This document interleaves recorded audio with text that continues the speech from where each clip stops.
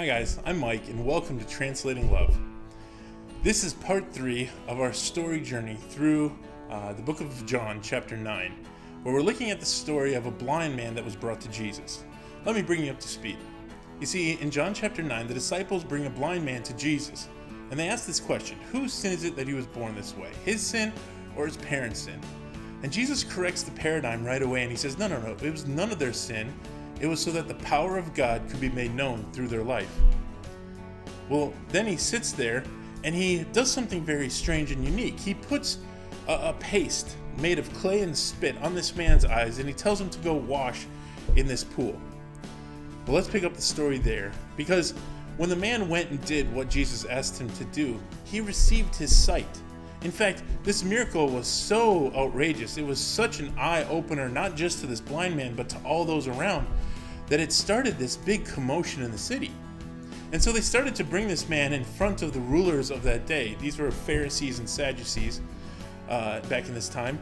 And they started to question the man. How did you get healed? Who healed you? What was going on here?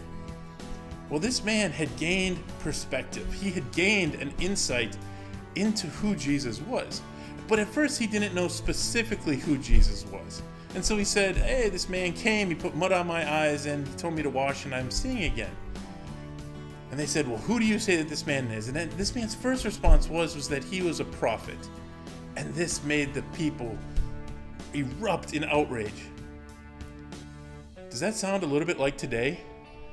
Today in our culture, we erupt in outrage at the smallest thing. We're divided into camps, this side versus that side. We segregate ourselves because we can't handle the other side anymore, the opposition, all these different viewpoints. In fact, it's getting pretty sad. If you watch the news or anything, it's like never before in history.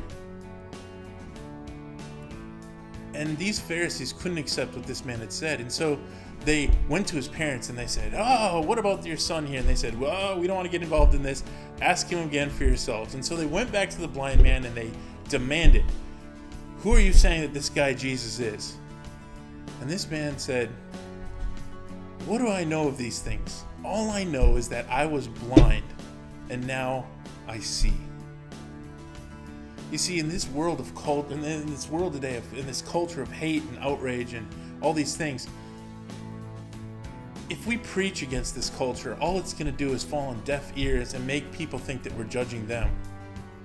Our response should be the same as that blind man. What do we know about such things? Let's simply give the testimony of what God has done in our lives.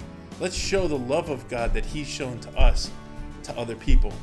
And I believe if we can do this, we'll actually be the change in the culture that we want to see. I hope you found this perspective shift encouraging today. May you be the change, and may you give testimony to the fact that you were blind once, but now you see the love of God specifically for you in a new and mighty way. May you be blessed. If you like this video, be sure to subscribe and share it with someone if you think it might help them. Thank you so much. Lord bless you.